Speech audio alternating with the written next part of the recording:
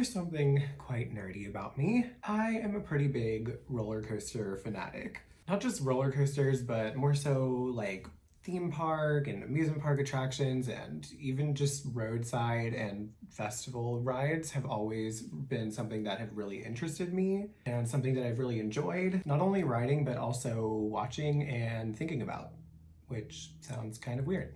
Anyway, all self-proclaimed roller coaster fanatics have a home park, which is the park that they grew up going to or the park that they frequent the most. My home park is Kings Island. I don't know if you could tell. And Kings Island is both of those things for me. Kings Island is an amusement park owned and operated by Cedar Fair, located just a little bit north of Cincinnati, where I'm from, in the city of Mason, Ohio. Okay, that was good. I said Ohio, but it's okay. It opened in 1972, and when I was growing up in the late 90s and early 2000s, it was owned by Paramount. And then in 2009, Cedar Fair bought Kings Island from them.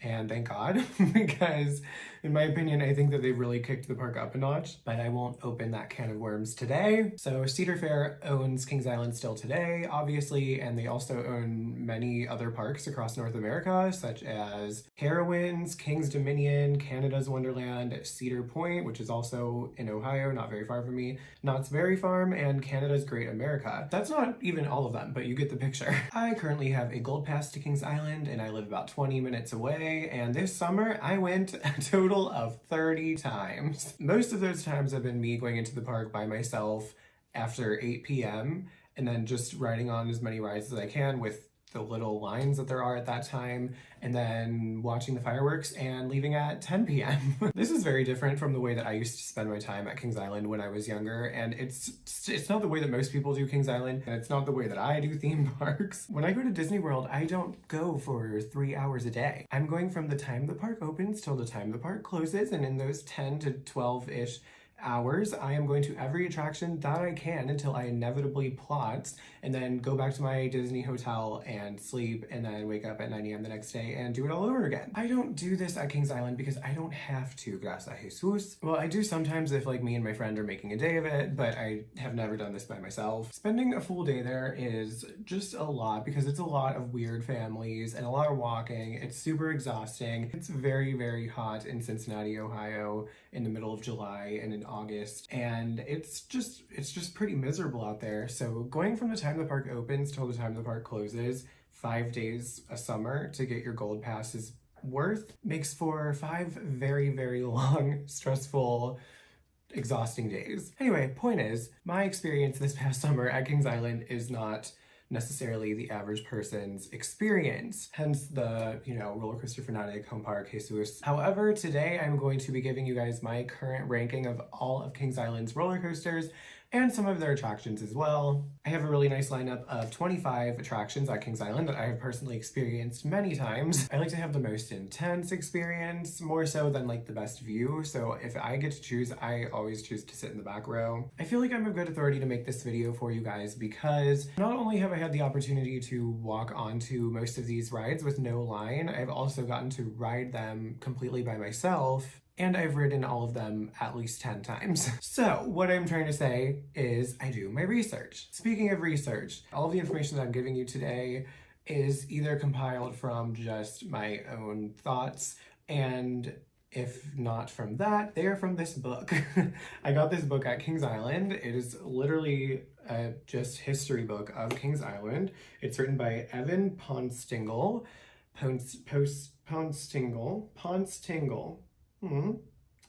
Tingle. It's a really, really good book. I have not read it all the way through. I've really just kind of skimmed it and read about these attractions and used some of the stories from here. Any of the backstories that I give to these rides or any little like fun insight that I give about them, they are from this book.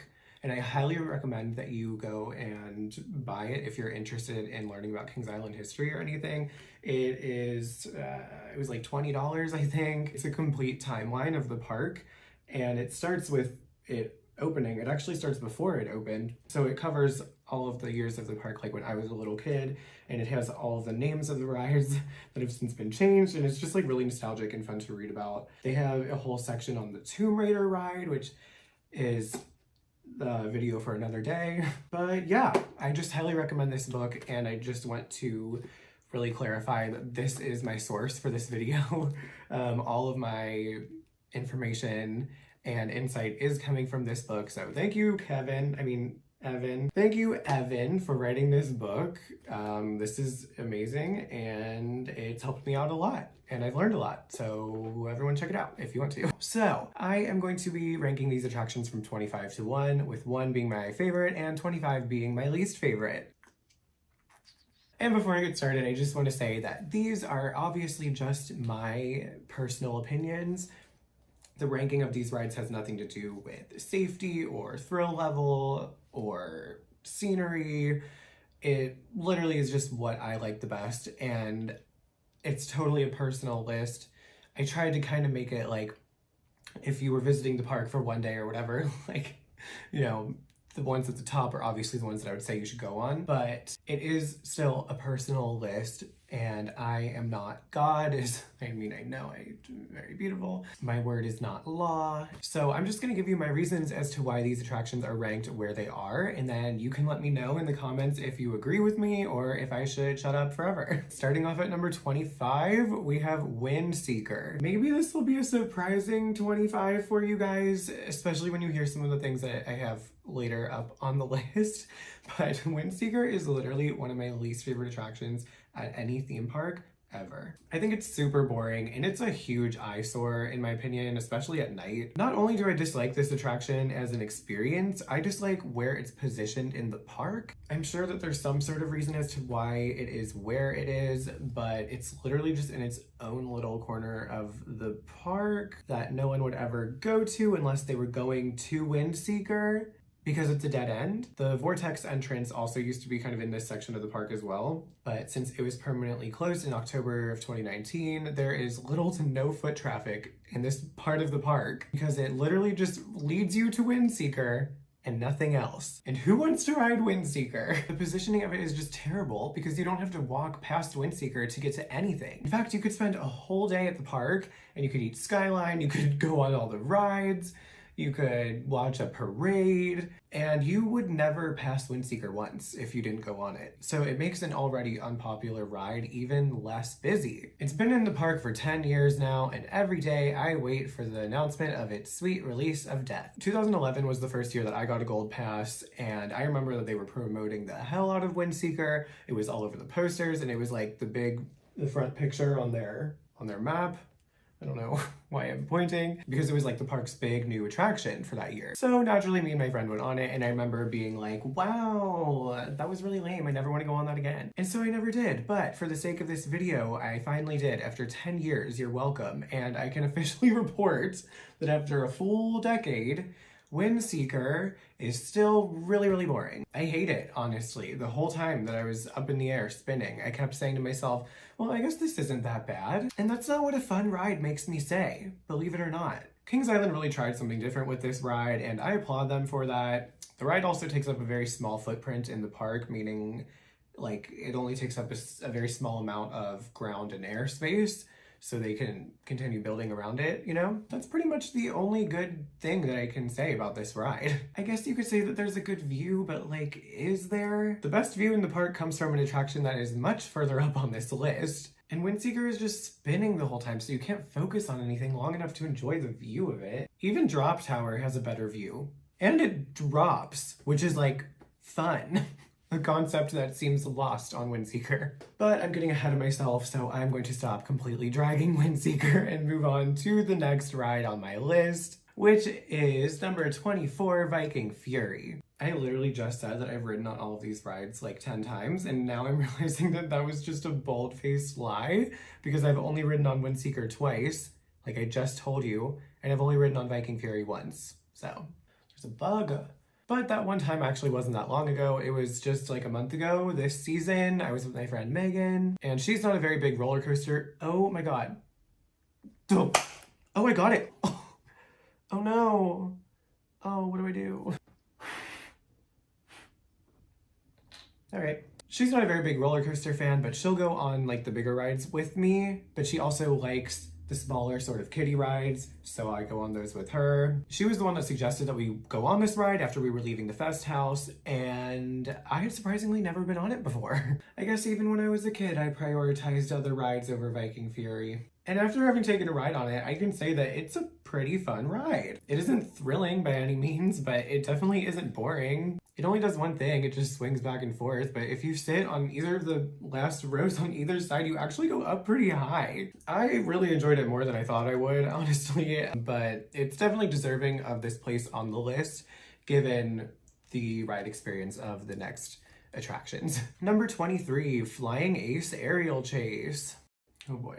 This is the ride that would have been number 1 if 8-year-old me was making this list, but that was back in 2005, and I have heard that the ride ran a lot better back then. So this and the next 2 rides are going to be the kiddie coasters, because let's be honest, the Beastie doesn't hold a candle to the Beast.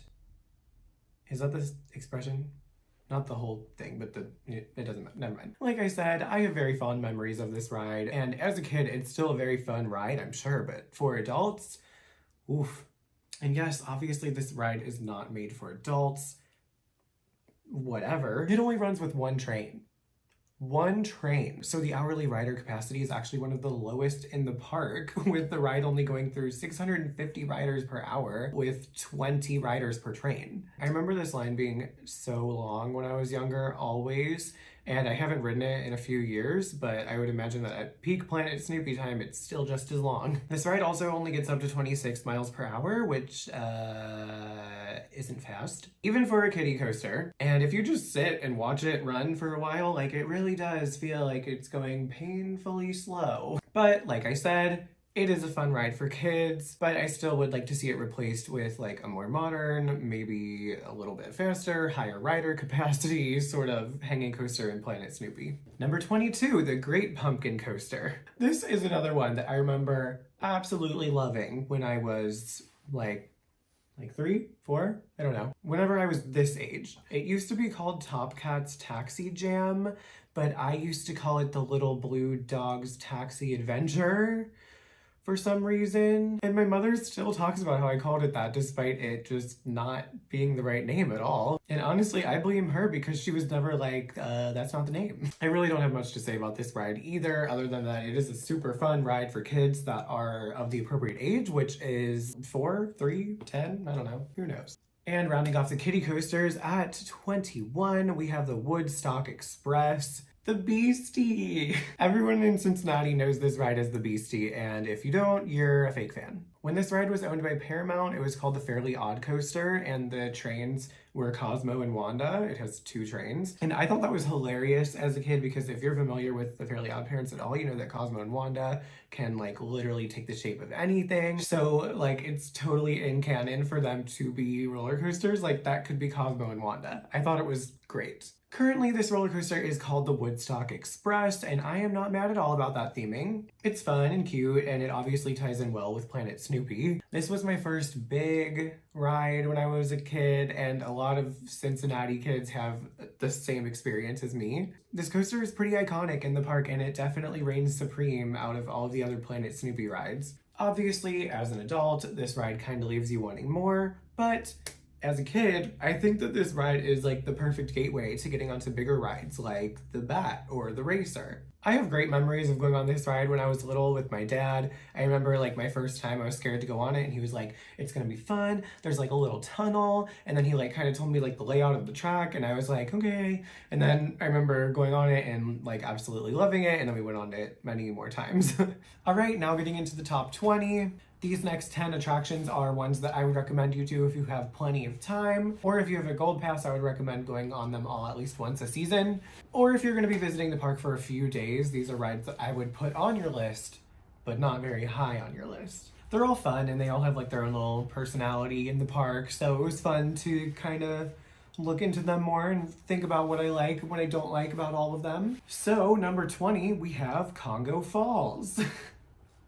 I mean, it's number 20 for a reason. If you're wanting to get absolutely freaking soaked, go on this ride and sit in like the front few rows. Or even better, go stand on that bridge that receives most of the splash from the boat. I love just watching this ride for a while because it makes such a ginormous splash every time a boat goes down a hill, even if there's only like 2 people on the boat. My biggest complaint about this ride is that the lift hill takes so long, but the actual hill is pretty fun and it does lift you up out of your seat a bit. I remember being a little kid and feeling like I was gonna fly the frick out of that thing. When I went on it this past summer, I sat in the back row and I did not get wet at all from the hill. I got wet from the water that shoots up and then rains down on you after the hill. It's definitely the least fun of all of the water rides in the park, but it's not bad. The line usually isn't too long for Congo Falls, and it's a good ride to go on in the middle of the summer on a super hot day. Number 19, Kings Island and Miami Valley Railway.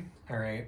I'm a sucker for a good theme park train. I love Kings Island's train because not only does it provide you with prime views of Diamondback, and not only is it just a nice, relaxing ride that you can take when you have some time to kill, but it also has 2 stations, and it actually serves the purpose of transporting guests to and from the park and Soak City, which is the water park. When I went to Soak City this summer with Megan, I was like, okay, we are not using the Soak City entrance. We're going in the main entrance, and then we're walking to the train, and then we're taking the train to Soak City. I think it's a fun ride. I don't have much to say about it. It's not like the train at Disneyland or anything, but I recommend sitting in the middle towards the back because like the choo-choo thing is really freaking loud. Number 18, Drop Tower. Gucci wanted to be in the video. Drop Tower is exactly what you'd think it is. It's a tower that you drop from. It's a pretty terrifying experience, I'm not gonna lie. For some reason, I keep going on it, and I don't think that that's necessarily good for my heart because it's just very suspenseful. Let's say that. The ride sequence is the same every time, so in theory, I guess you really could just count it out from the bottom and then, you know, go on the ride and count again and know when you're gonna drop. But hey, that's not in the spirit of the Drop Tower. Hey, that's not in the spirit of the crazy 10-minute sale. The fun part is not knowing when you drop, or at least that's what I'm gonna tell you. Since I'm at Kings Island at closing time, more often than not, I love it when the Drop Tower runs its last ride of the night with no guests in it, and then the ride operator says, "Good night, Action Zone."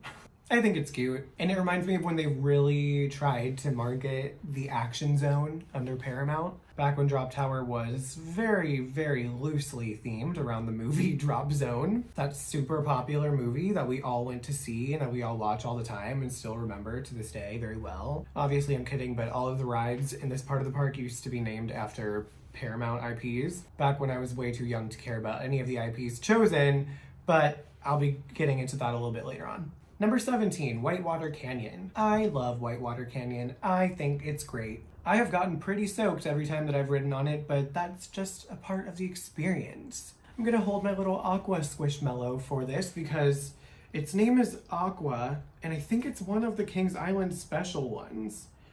Oh, no, I'm wrong. Okay, never mind. Aqua's going back on the shelf. Sorry, Aqua. If you've ever been to the park and never ridden on Whitewater Canyon, because it's kind of easy to miss, it's basically just a big river raft ride, and you float down a little river, and it's back in the woods, and you sit with a bunch of strangers, and you stare at them the whole time because the seats face inward, obviously, and you get really wet. I don't recommend going on Whitewater Canyon if it is even the least bit cold out because you are never going to get dry. Your raft passes under part of the track from Mystic Timbers and part of the railway. I love it when rides intersect. It's fun. This part of the park is called Rivertown. It's so woodsy and Ohio-y, and they have a potato works there. Ooh, more on that later. It's already hard enough to get dry after this ride on like a regular hot, humid day in Cincinnati just because it's so freaking wet in the air. But also, if it's a hot day, this ride can be a nice little refresher, especially if you're feeling like you're gonna pass out, which happens to the best of us. Not me, never happened to me there. Knock on wood.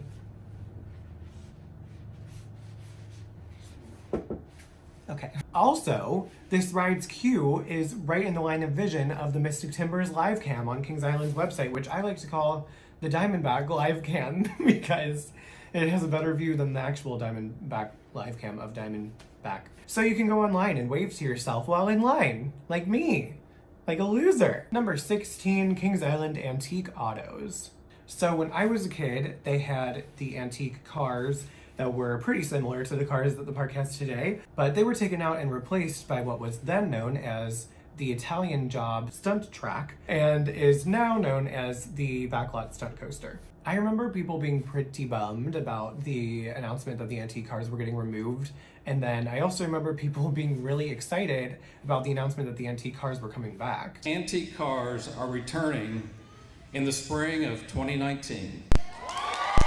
Yes! Bring back the antique motors! And like I said, they aren't exactly the same as the old ones. First of all, it's in a different part of the park, which is it's still pretty close to where the original one is, but still. The cars themselves are a bit different as well, but in all, they did a pretty good job of bringing back this attraction, I think. It's a really fun ride for kids, especially because, you know, like you get to push the pedal and you get to steer the wheel and you get to try not to go too far to the right or to the left as to avoid banging the car against the metal track, keeping you on the path. It's just like real driving. There's even a fast lane line for this ride because of how popular it can get. I wanted to put the antique autos on this list because they remind me of my childhood, and I went on it like a few months ago and it was great. I drove and my friend Maggie sat in the back. It was lovely. I highly recommend this ride, especially if you have kids, because I promise they will get a big kick out of this one. Number 15, Boo Blasters on Boo Hill. Speaking of children, Won't somebody please think of the children? Boo Blasters is the perfect air-conditioned ride to go on with kids or without kids, no shame. My friend Megan, you guys know Megan, she loves this ride. We were the last people on this ride one night this summer and I beat her very badly. Oh, the ride is like a shooting ride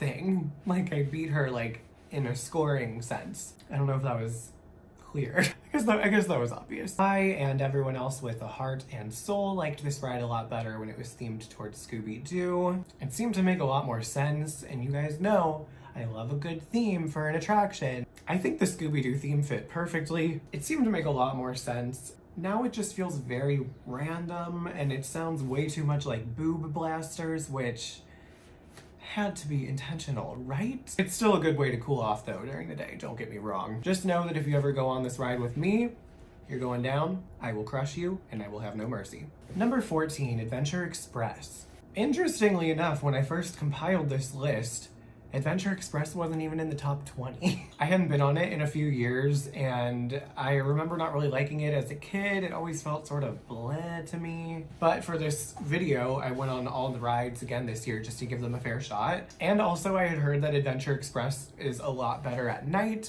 so I wanted to test that theory and, you know, give it a good chance. And after my experience on Adventure Express, I give it 2 thumbs up. The scenery does work a lot better at night. They have some good lighting and stuff, and it just adds a lot to it. It makes the ride feel a lot more cohesive, I think. It's still not higher up on this list though, because the actual ride itself, like the track layout, is not very fun. It's pretty boring, don't at me. And I hate how it ends so like weird and abrupt. It's just like, it's a lot. You know what I mean if you've been on it. And if you haven't been on it, I don't want to spoil it. But I will say that it ends with a lift hill, which is never something that I like on rides. I understand the logistics of a ride ending with a lift hill, and obviously this one needs to, but I don't know. It just seems to always leave me wanting more, you know, like any sort of lift hill I expect to get some sort of excitement out of. And this one does the very opposite. Do I think this ride is fun for kids? Yes and no. I'm sure some kids really like it because of the vibe and the theme, but I'm also sure that some other kids hate it because of that aforementioned lift hill at the end. I mean, it's a lot. My sister cried on this when she was like 5. I didn't have that same experience, thankfully, because I saw how scared she got on it, so I waited until I was a bit older to go on this ride. Like, I was always kind of scared to go on it because my sister said that it was terrifying. So I'll say that I recommend this ride for ages 8+. Is that too old? I don't know. I literally don't. The older I get, the more I just have no concept of kids' ages. Number 13, Race for Your Life, Charlie Brown. I don't know why I said it like that. This ride made its debut in 1968. And I know what you're thinking. XTN, you just said that this park opened in 1972. How could this ride have been there since 1968? Well, it was not opened at Kings Island. It was opened at Coney Island, which is also in Cincinnati. And it was moved to Kings Island in 1972 for the opening of the park. So, yeah. It was just called the Log Flume with a capital T, L, and F. And I'm pretty sure that the ride we see today is still the original layout. I could be wrong, Someone please let me know if I am. Obviously, there's probably been a lot of cosmetic and just mechanic changes to the ride, but I'm pretty sure that it's sort of the same, that it's the same track layout. They just up and moved it and put it down. When I was a kid, I would go to Kings Island once a year with my family for my dad's company's family picnic. And I remember this ride was themed towards the wild thornberries, and it was a much better ride back then, I must say. It had a few more elements to it then than it does now, and I remember really liking the theming a lot more when I was a kid. I wonder why, but this ride still slaps. The theme is now Charlie Brown at camp, I think. I'm pretty sure. And all of the decorative elements that were there during the Wild Thornberries ride are now gone. Like, they haven't been replaced, they were just taken out, which I don't know why they did that. They could have at least added some other like Peanuts statues in there, or I don't know, something. It's just a very bare ride. There's literally no theming to it until the last like 4 seconds, like literally. I went on it a few months ago and sat in the front and I got absolutely soaked. This ride is always a must on a really hot day, honestly. And if you want to get super wet, I recommend you sitting in the front like me, because yeah. Oh, XT, you look so good. Oh, who said, stop, who said that? Me and my friends got so wet the last time we went on it that we paid $5 to use the community family dryer thing that they have strategically placed once you get off of the ride. Honestly, it worked. Like, my shirt was completely soaked when I got off the ride, and by the time the 5 minutes was up, like, it was pretty dry. It was significantly more dry. I think it's definitely worth the $5, especially if your friend Sabrina pays the $5. I have no preference as to where I like to sit for this ride, but I would say that it's better during the day when it's super hot and you have plenty of time to dry off. All right, coming in at number 12, we have the Racer. It's one of the only rides still around in the park today that was there when it opened. Back in the day, it was quite a big deal because not only were roller coasters not nearly as popular in the early 70s as they are now, but the fact that Kings Island had a pretty big wooden roller coaster that was actually 2 roller coasters that raced against each other at the same time. It was really cool. It still is really cool. They even filmed an episode of The Partridge Family there in August of 1972, and the park had to hire 50 extra bodyguards to kind of, you know, like do crowd control and to make sure that the stars of the show were safe, because there were quite a lot of Partridge Family fans. Apparently. People came from as far away as Texas to see the beloved Partridge Family, of whom I can't name a single person. And I would imagine that the cast was pretty overwhelmed to see all those people there watching them film. However, it was reported that they actually had a really great time filming at Kings Island. And also, fun fact, Kings Island's former assistant general manager, Dennis Spiegel, got a call one day from a guy that worked at WKRC, which was like a television company in Cincinnati. Maybe it still is. I don't think it is. And this guy asked Dennis if he could bring his kid up with him. I guess he was one of the people that was working on this. And he asked if he could bring his son up with him because he was like a really big fan of the Partridge Family and he really wanted to watch them film the show. And Dennis was totally cool with it. He was like, yeah, bring the little guy up with ya. This kid basically ran around all day, driving everybody crazy and touching everything and getting in everyone's way and like bothering the crew. And this is a fun fact because the guy that called Dennis is actually George Clooney's dad. The kid was George Clooney. The way that Spiegel is quoted in the book, it seems like he's not actually like annoyed by this. Like he thinks that the situation was really funny. And he actually said that if he saw George Clooney again, he would want to go up to him and be like, hey, do you remember that time that you came to Kings Island when we were filming The Partridge Family and you were so annoying? The star of the episode, David Cassidy, rode the Racer 10 times in a row on his trip to Kings Island. And his co-star, Danny Bonaduce, rode the Racer 20 times in a row. And you're just gonna have to take my word for that. Talk about dedication to your craft. And after seeing how big of a deal people made over the Partridge Family episode that aired on January 26th, 1973, and was titled I Left My Heart in Cincinnati, which is kind of cute. The Brady Bunch also did an episode at Kings Island. It was filmed in August of 1973, and then it aired in November. The episode was called Cincinnati Kids, and when they filmed it, a ton of people were at the park in the Coney Island Mall area trying to get a good look at the actors and the production and everything. So you could say that because of the Racer, people all over the country were now watching Kings Island on their TV, and they wanted to ride the Racer just like Marsha. Did Marsha ride the Racer in the episode? I don't know. But the Racer was like the big coaster attraction for many years in the park after it opened. Obviously, once the 80s came around and introduced now infamous murdered coasters like the Bat, the original one, Vortex, King Cobra, Flight of Fear in the 90s, the racer quickly faded into obscurity.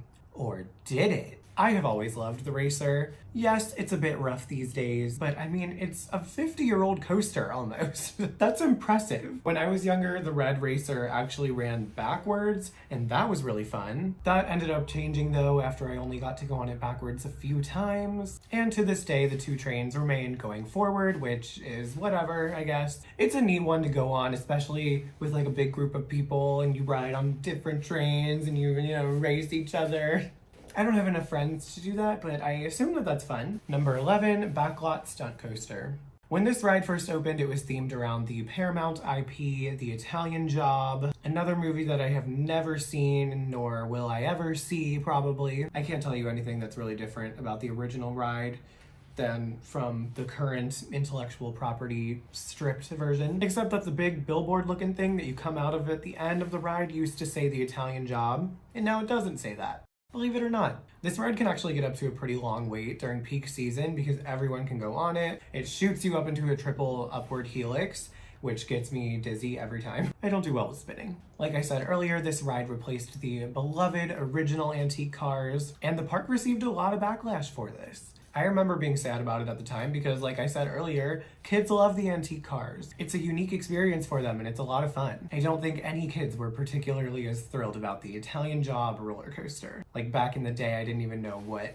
the Italian Job was. I still don't really know, to be honest. And I'm 100% Italian. But since the retheming after Cedar Fair took over, it's just themed to be that you are on a backlot and you are filming a movie and you're the stunt person.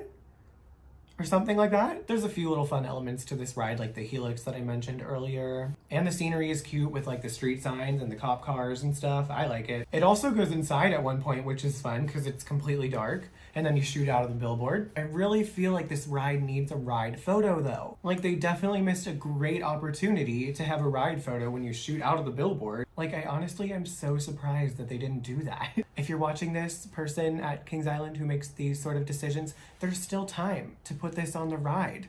Just think about it, okay? All right, finally getting into the top 10. I really want to know what you all think of my rankings, so if you really disagree with me, or if you completely agree on any of my picks, please let me know, and let me know why.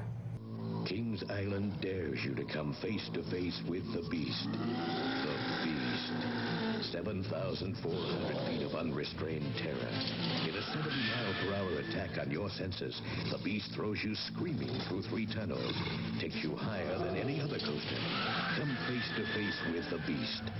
The Beast. The biggest, baddest, longest, fastest coaster in the world. Number 10, The Beast. Oh boy. I mean, it's The Beast. It's honestly a legend. Also, this year is apparently The Beast's 40th anniversary. I didn't even know that until I got my photo from the ride and saw that. And then I saw my face. Oof. Oof. Big oof. I know that a lot of people are going to be surprised at The Beast being ranked at 10, but honestly, the only reason that The Beast and Backlot Stunt Coaster aren't flipped is because The Beast is a classic. It's a park... Am I even recording right now? I just have a feeling I'm not recording. It's a park icon, and it has been for 40 years. It has a very large fan base that spreads across continents as well as generations. It's still the longest wooden roller coaster in the world in 2021, with the track length measuring 7,359 feet. Which is really long. The Beast is over 4 minutes long, and it really is quite the doozy of a ride, featuring 2 lift hills, a double helix in a tunnel that you go through not once, but twice. You go so far back into the woods that you have no idea where you are or where you're going, and it gets up to 65 miles per hour, and it feels super fast when you're so close to the ground and flying in between the trees. I really want to love The Beast, but it hurts me. Like, it physically hurts me every time that I go on it. My friend Maggie says that this is because I'm an old man, but I can remember going on this ride when I was younger and not liking it for the same reason. I just went on The Beast again this season for the first time in like probably 6 years or so because I didn't want to rank it not very high on this list, having not even given it a fair shot. And oh my god, it is very bumpy and jerky, and there are so many sharp embankment turns that like throw you to one side or to the other. and it's just really painful. I know that a lot of people love this ride, and if this is your ride of choice at Kings Island, more power to you. You are stronger than I. And if you couldn't already tell by all the good things I said about the Beast, I really don't hate it. I'm just not a big fan. If it was smoother, I think I'd be able to enjoy it more, but I'm still not really a big fan of just like the track layout. I'm gonna be honest, I hate the double helix at the end. I hate how loud it is, and I hate how when you're going down the hill, you're leaning one way, and then as soon as you get into the helix, into the tunnel, you like quickly start leaning the other way, and it just throws you to the side of the train. It's so uncomfortable. I also hate the one part where you're going on like that straight part of the track and there's the railings on the side. It's kind of more towards the beginning, and it's like there's a canopy over you. If you've been on this ride, I think you know what I'm talking about. And it's like it's tilting to one side just for some reason. During that part, it's like a straight track, but for whatever reason, you're just tilted to the side. Clearly by design, but why? It honestly just gives me an uneasy feeling, and the whole ride experience is just very uncomfortable. But there is a reason as to why this ride feels like it was built by just a bunch of random dudes, and that is because this ride was built by a bunch of random dudes. I mean, obviously I'm exaggerating, but this ride actually was not built by a ride manufacturing company. It was built internally by Kings Island, who hired their own group of people to build it, who I'm pretty sure were all local. Let me know if I'm wrong. So knowing that, I can really appreciate the ride for what it is. Essentially a backyard roller coaster that happens to be the longest wooden roller coaster in the world. I'm sorry to all the Beast fanboys and fangirls out there. Please don't fight me if you see me at Kings Island or anywhere else. But the Beast, for me, is something that is much better appreciated from afar because it can't hurt you from there.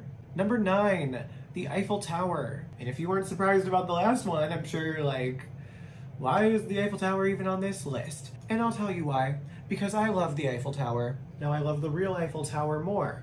But honestly, as far as Eiffel Tower replicas go, I can't be mad at this. I think it's really pretty, and it's just as iconic, if not more iconic than the Beast, if we're just being real. It is a 1/3 scale replica of the real Eiffel Tower, and it was built by Southern Ohio fabricators for the opening of the park in 1972. The viewing platform really does offer the best views of the park. You can see everything up there. Personally, I love standing up there and like just watching the rides run. You can watch them from start to finish, and they look like toy little model roller coaster rides. It's so fun. I love the Eiffel Tower. Oh my god. There's usually a nice breeze up there too, and you're allowed to stay up there for as long as you want, which is pretty nice. Am I suggesting that you make Am I suggesting that you make the Eiffel Tower a top priority on your one-day-a-year visit to Kings Island?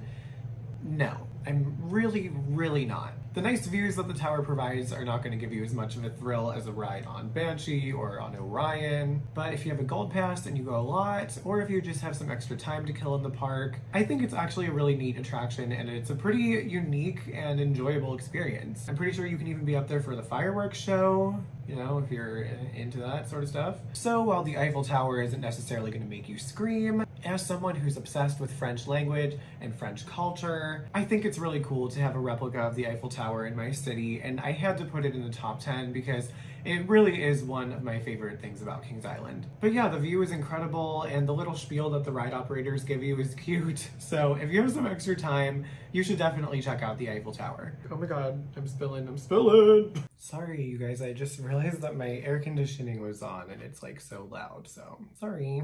Number 8, Invertigo. I have always been fascinated by Invertigo. I think that it's a cool ride design, and structurally and aesthetically, it's actually really beautiful.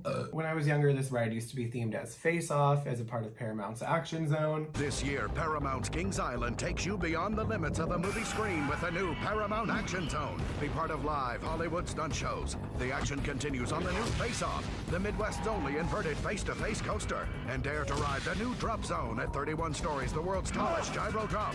Face Off, Drop Zone, Hollywood stunts. All in the new Paramount Action Zone, only at Paramount's Kings Island.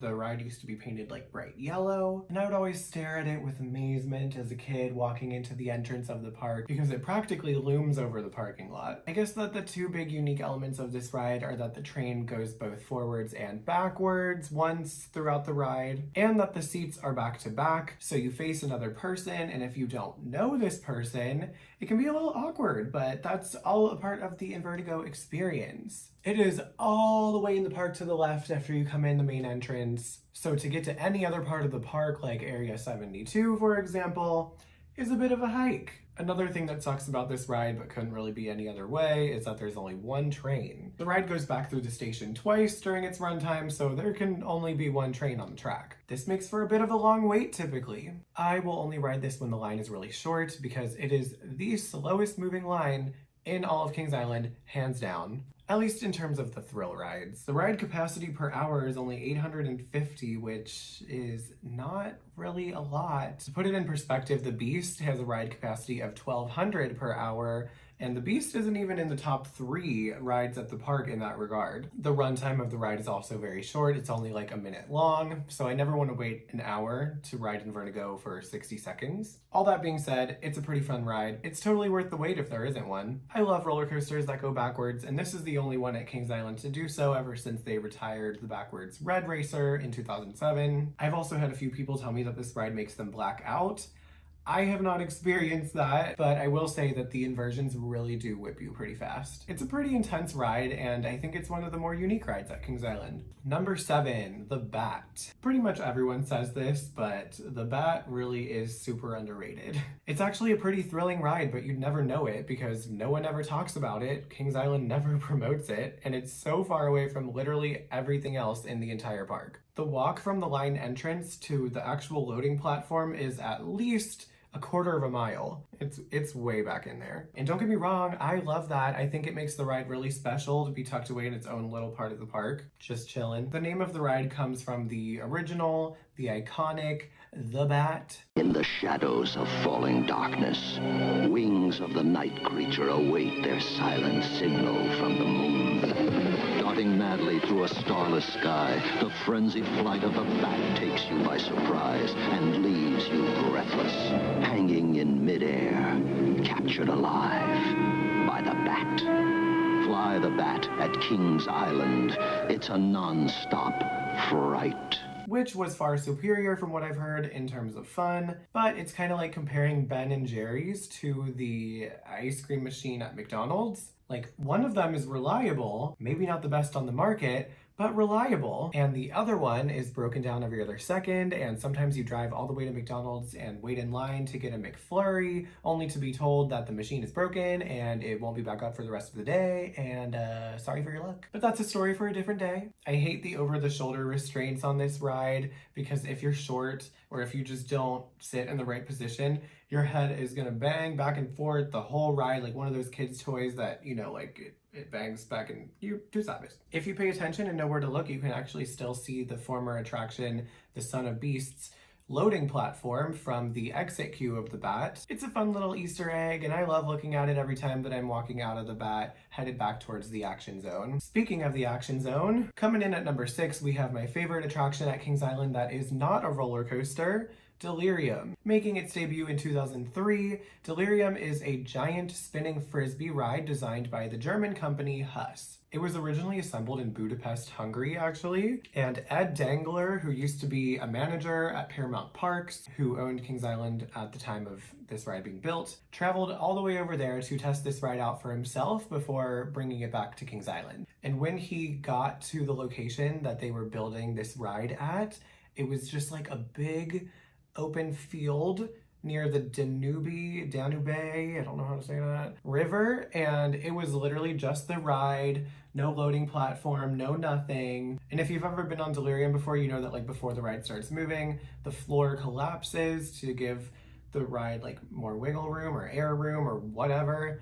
And then once the ride gets back into position at the end, the floors rise back up. Well, that part of the ride didn't exist back then. So Ed and everybody else that was riding on this ride had to actually use like a step ladder to get up into the seats, which I think is hilarious to picture. And also out in this field, there was no lighting and it was at night. So these dudes were literally just using like the headlights of their car for their lighting. I just think that's a really cool story. And like Delirium's been to Budapest. And how many of you have been to Budapest? Exactly. Delirium is a very simple and short ride. It isn't the most popular nor the most thrilling attraction at the park, but it isn't trying to be. It's a very unique ride, not just in the park, but in the country and the world. Honestly, there aren't too many of these around. And yes, like I said, it is short. It's only like maybe a minute to a minute and a half long. I'm not really sure, but honestly, if it was any longer, I think it would be boring. I mean, it could maybe be like 10, 20 seconds longer, but definitely not a minute longer, because it only does one thing, just swings back and forth and spins slowly.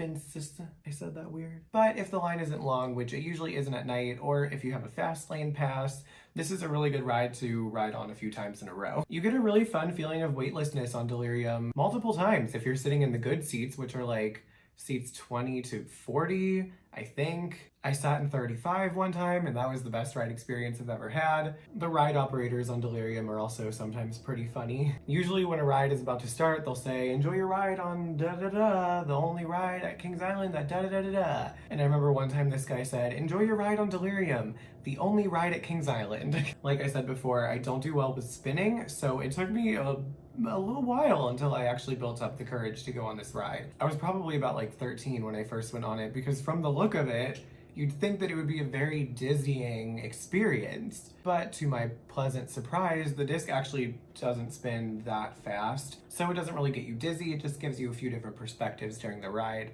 and it makes it more fun. Delirium is not the biggest, baddest coaster at Kings Island. It isn't a coaster at all, but in my opinion, it is a must ride on your trip to Kings Island. I promise you, you will really like it. All right, and kicking off the top 5, we have Flight of Fear. Welcome back. Prepare yourself for the outer limits Flight of Fear, the scariest, darkest, most twisted roller coaster ever. Face your fears, only at Paramount's Kings Island. Flight of Fear is part 1 of the 2 things that you can do in the part of the park known as Area 72. It's themed around aliens and outer space. This ride was the first roller coaster in the world to use a linear induction motor, also known as an LIM, for its launch, and it made its debut for the park's 1995 season. This ride is completely indoors, and so is most of its queue, and the building that it's in is actually an acre big. Like, the building takes up a whole acre. It's a pretty crazy ride experience with a bunch of inversions, and there's actually some music, well, not music, but like ambient sound, which we all know I love. I remember when I finally got the balls to go on this ride after hearing my friends talk about how much they liked it, and it did not disappoint. It definitely lived up to the hype, at least for 12-year-old me. This line can get pretty long as well, mostly because the ride only runs with 2 trains.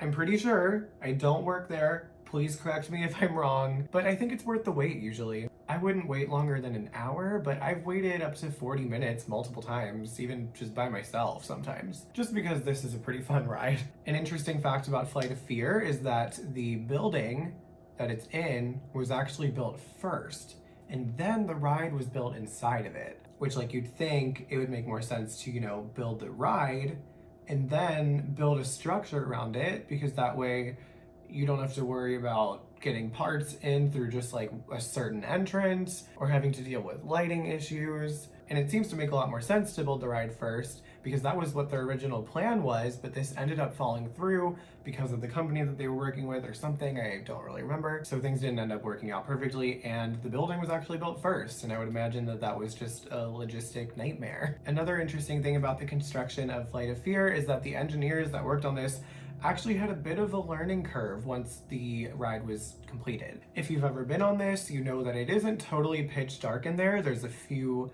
lighting elements to sort of illuminate the track at certain points. And this is because when the ride manager and a few other people went on it to test it out for the first time, they realized that having this ride be completely pitch dark would not offer the best ride experience.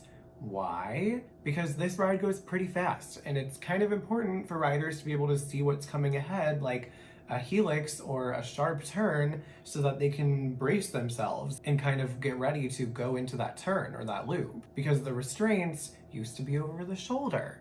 and you can do the math. So they added some light features on this ride, just to give riders enough time to see what sort of twists and turns they were about to experience, so that they would kind of know to hold their head steady or to lean more to one side or the other. I guess that today they could probably get away with the ride being totally dark because they don't use the over-the-shoulder restraints anymore. It's just a lap bar, so your head doesn't bang as much, or really at all, I guess. But I think that the lights make it look cool because you can see while you're on the ride that it is just this huge mass of like a jumbled ball of steel, and it looks pretty insane from different parts of this ride. I got to ride it in the front row a few weeks ago, and boy howdy was it a crazy experience. This is one ride that is definitely much better in the front row. It's a blast in any row, pun intended, but the view that you get from being in row number 1, I loved seeing the track completely. It felt like I was riding Flight of Fear on Planet Coaster. And of course, I love the out of space theme and the huge UFO that you walk in during the queue. And I like that the ride operators will say things like, "Oh wait, I forgot to tell you," before sending the train flying. Or they'll be like, "All clear. Goodbye." It's just funny, and I appreciate it. Number 4, Orion. Only official Orion flight personnel are permitted in the area. This is Captain Michaels again with a final message before you reach launch elevation of 287 feet. Thank you again for volunteering and for your contributions to the Orion sequence and the citizens of Earth. Good luck. Let's get them out. Orion is the new Giga Coaster that was installed a few years ago at Kings Island and is subsequently the second part of things that you can do in Area 72. This is the second season that Orion has been in operation, and it has been a crowd favorite since the day it opened. Since before the day it opened, honestly, like when they had their little media day and people first saw the POVs of Orion, people were like, "Oh my god, Orion's the best, I love Orion." There was quite a lot of hoopla surrounding this ride leading up to its opening. And the first time I got to ride it was during its opening season in July of 2020, and let me tell you guys, Orion is no joke. It's tall, it's fast, it's so smooth. The first drop really gets you. It's freaking huge. It's 371 feet tall. Like that's just really tall. I can't think of anything to compare that to. Honestly, it kind of feels like Diamondback 2, except they made the hill a little bit bigger and then they painted the track blue and yep, that's it. No, I'm kidding, but they are both coasters built by B&M and they both draw in huge crowds of coaster fans every year. One of my favorite things about Orion is the full 90-degree turns that the ride does at the top of some of the hills. I talk with my hands like so much. And I also love how much airtime you get on this ride. There's one part in particular right before you get into the helix, before you get your picture taken, where you literally fly up out of your seat and get such good airtime. Lift Hill is also incredibly fast and practically shoots you up into the sky. Once you get up to the top though, it slows down and kind of gently pushes you over the hill. I've ridden Orion in the front row, in the back row, and in various rows in between many times, and I can report to you that this is another ride where the front row is definitely superior. I literally couldn't keep my eyes open for the entire ride because the wind was hitting me so hard. It was also kind of funny because I was just riding by myself and I got put in the front row with like this family that was riding together, so I was just like, "Hi, I'm riding with you guys now, scoot over, Dad." I don't have my ride photo from that ride, or I would show you guys. The self-serve photo thing wasn't working and the regular line was really long and I didn't want to wait.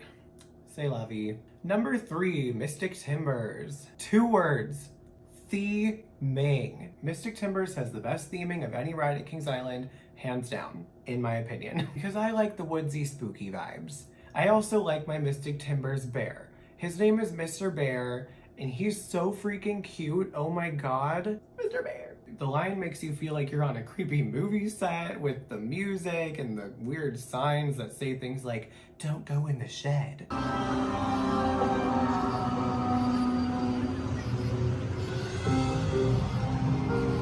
A lot of suspense is added to this ride while you're in the queue, and once you get into the loading area, the theming continues. Trains are like long, sliced up pickup trucks, presumably belonging to the Miami Lumber Company, the ones with the aforementioned shed that you've been hearing about while you're walking through the line. The ride is incredibly smooth for a wooden roller coaster, and it feels like you're going really fast. One of my favorite aspects of Mystic Timbers is that you actually pass Whitewater Canyon twice, and you can smell and hear the water. I love how it has a creepy theme, and the sort of woodsy pickup truck flannel vibe that it has is very in theme with where Kings Island is in the country.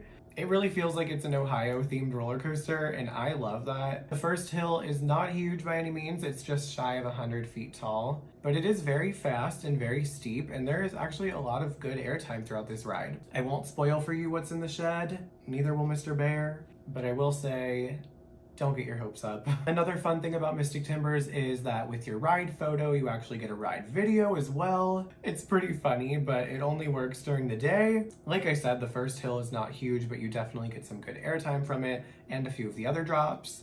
I love how Mystic Timbers takes you back into the woods a bit, not as far back as the Beast, but you also don't get the living poop kicked out of you like you do on the Beast. So I think Mystic Timbers lived up to the advertisement hype, and I really like it. Number 2. Banshee. Banshee is a classic. I mean, it's definitely not, but I always say that it is, and I don't know why. Anyway, depending on the day, I will tell you that this is my favorite ride at Kings Island. It is so much fun. I've stopped by Kings Island just to ride Banshee a few times if there's no line and then leave.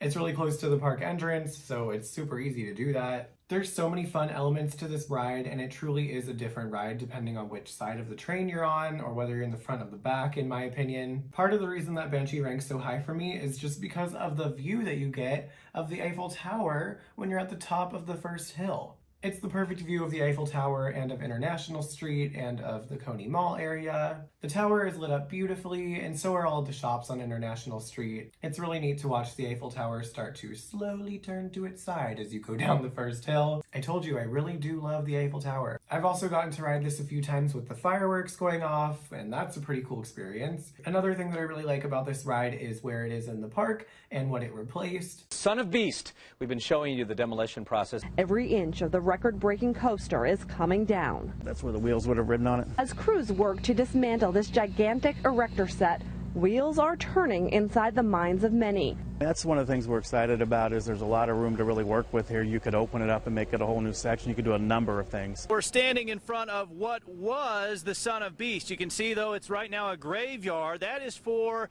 the new ride called Banshee. They just unveiled it here at Kings Island literally just about 30 minutes ago. We are live at Kings Island right now, where roller coaster enthusiasts from around the world are here to test the coaster before tomorrow. It's located where the Son of Beast used to be. Well, it's partly located where the Son of Beast used to be.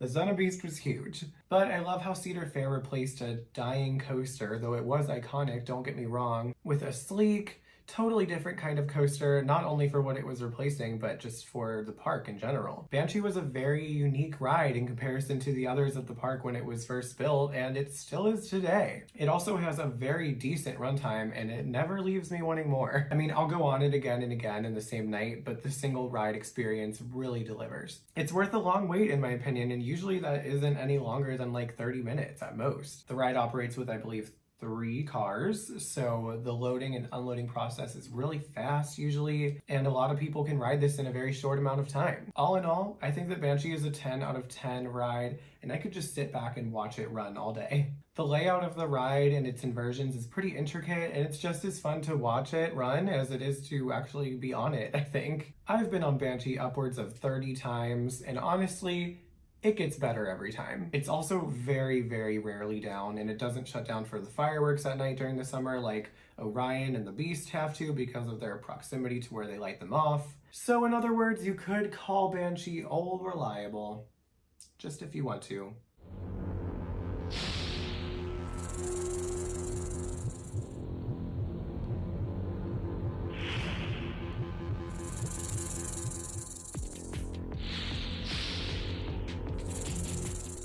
Finally, my number 1 pick, my favorite ride at Kings Island, all-time fave, huge stan, Diamondback.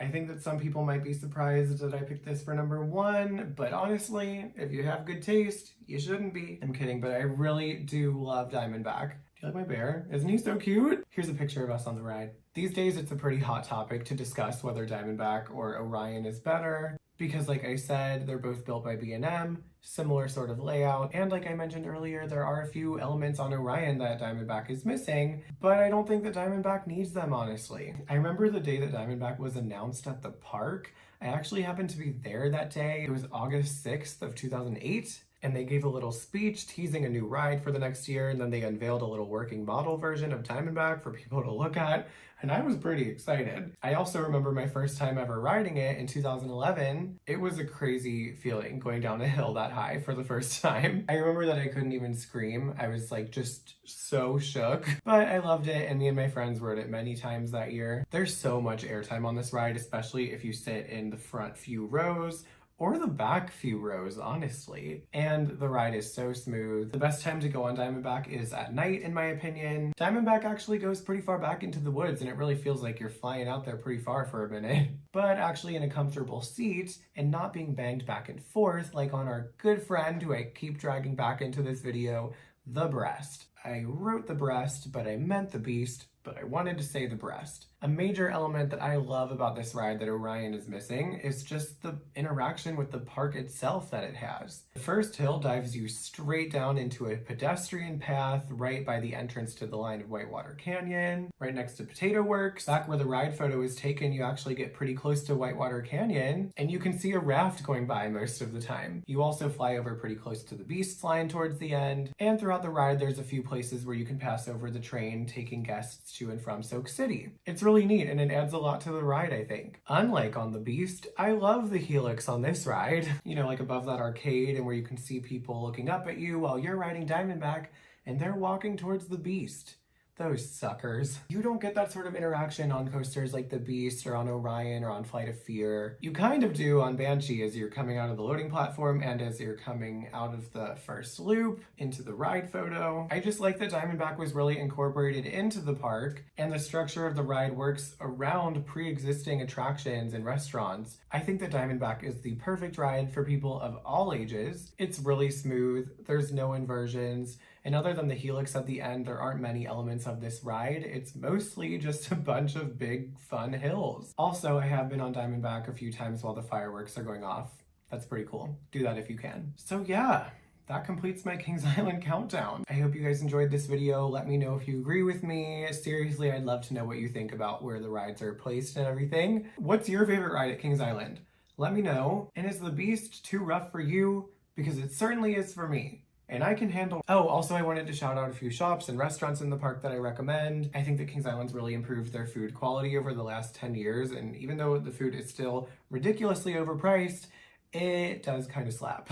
One of my favorite places to eat at Kings Island is obviously Skyline Chili. Whether you're a local or not, I always recommend Skyline. You can never go wrong with 2 cheese conies with no onions and no mustard. Even the cheese fries are bomb because Skyline cheese just hits different. If you know, you know. It's great that there's a couple Skyline Chili's in the park because it's a chain restaurant from Cincinnati that has since expanded a few hours or so outside of Cincinnati. It's one of my favorite restaurants slash food in the entire world, and if you're visiting Cincinnati, you definitely have to try it. Seriously, Skyline's cheese conies are out of this world. They come with mustard and onion on them though, so if you don't want that, make sure you say that. Skyline is also famous for its chili and cheese on top of spaghetti, which is called a 3-way. Looking at this, a lot of people think it's gross, but once they try it, they always like it. I swear. So if you're visiting and get that while you're in town, you can say that you had yourself a 3-way while you were in Cincinnati. Potato Works also has good food. Or I guess I should say good potatoes, because that's all they've got. There's only one in the park, and it's located, like I just said, under Diamondback's first hill. The menu is limited. I mean, it's only just a few different types of fries and potatoes that you can get certain things on,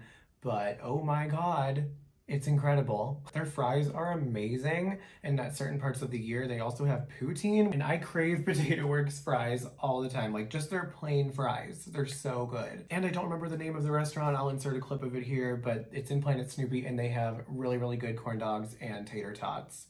How old am I? My favorite shop in the park is the gift shop after you ride Diamondback. They always have fun stuff in there that I never see in any other shops in the park. They'll have items in there that are meant to look like decor and not like a product. And I say this because instead of having a rack of Kings Island safari style bucket hats, they'll just have one sitting up on a shelf by itself. for me to take and then film the beginning of this video wearing. Mr. Bear, I got him there. He was the only one way up on this shelf behind a couple of Mystic Timbers shot glasses and next to a little mannequin wearing a Mystic Timbers shirt. And I've never seen a Mystic Timbers bear anywhere else other than that one little store in the park. And I've only seen him there one time. But I've also seen some cool mugs there and some cool hats that will pop up one day and be gone the next. And there's like no displays dedicated to them at that store or at any other stores around the park. So it's kind of just a fun little game to play where I go in there and I'm like, oh, I wonder what products they're gonna have in here today. I got this cup there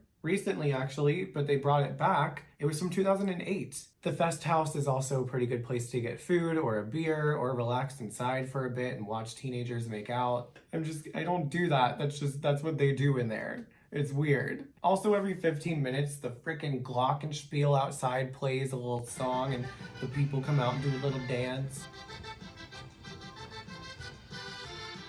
It's so cute. I could honestly sit there and watch it all day. Another Cincinnati treat that you have to try if you're visiting is Grater's ice cream. There's one on International Street and my favorite flavor is black raspberry chip. I'm not a big ice cream guy, but I crave Grater's black raspberry chip sometimes. The chocolate chips are huge, which is awesome, and eating it turns your lips purple, which is great. We love a statement lip. Well, that completes my video, you guys. If you've stuck with me until the end, thank you so much. Let me know if you like this style of video because it was really fun for me to make. I have plenty of other topics, Kings Island related and not Kings Island related, that I'd love to sit here and talk about. So please give this video a thumbs up if you liked it and if you want to see more content like this from me. But until then, be kind and stay cool. All clear.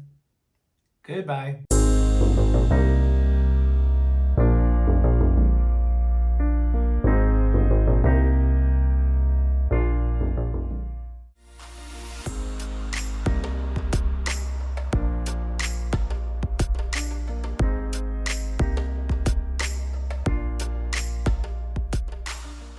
When this ride was owned by Paramount, it was named the loosely themed around the movie Drop Zone.